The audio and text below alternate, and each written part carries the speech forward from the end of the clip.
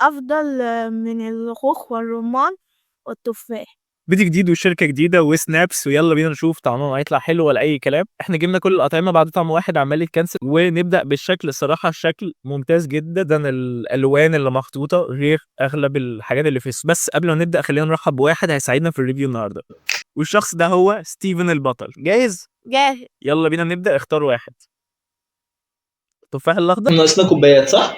اعمل كده كده. طب انا اعملها معاك، يلا. وجبنا أصغر كوبايات في النيش.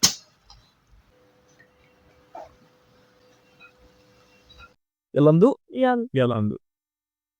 جامدة. أنا بيفكرني عن نفسي بفيروز، طبعا أسطوري، حاجة جامدة جدا. انت ايه رأيك؟ جامدة أوي. حلوة؟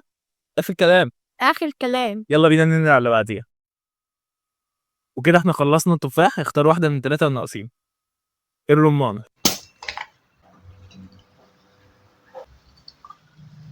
جاهز؟ جاهز. يلا بينا ندوق. هو مبدئيا الريحة مش ظريفة. ايه القرف ده يا جدعان؟ في ايه؟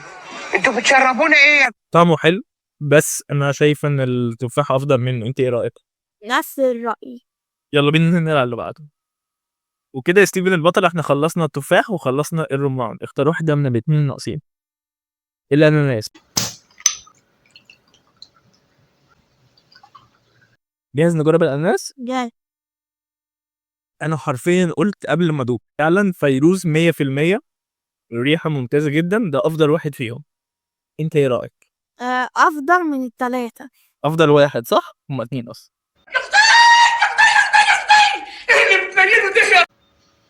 يلا بينا ننقل على بعضه.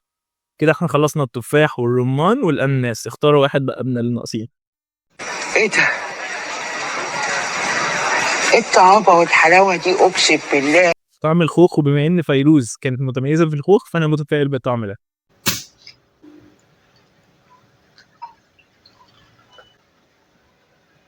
ممتاز، يعني بدون مبالغة هو خوخ بالنسبة لي افضل من الاناناس، افضل من التفاح، افضل من الرمان. انت ايه رأيك؟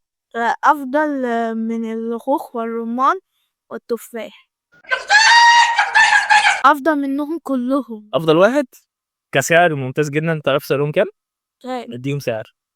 100 جنيه. كلهم؟ 90. ده الاربعه سعرهم 60 جنيه، يبقى الواحده بكام؟ 15 جنيه. انا عاجبني كمان الاشكال بتاعتهم، اشكال جميله جدا. وبس كده نوصلنا لنهايه الفيديو. عجبك الفيديو دي لايك، اعمل سبسكرايب، فعل زر الجرس. واكتب كومنت حلوين زيكم. الكومنتات حلوه زيكم. سلام. لو احنا عملنا اختراع وحطينا دول مع بعض وحطينا دول معاهم كمان، لا طعمها بقى اوحش. دوق كده.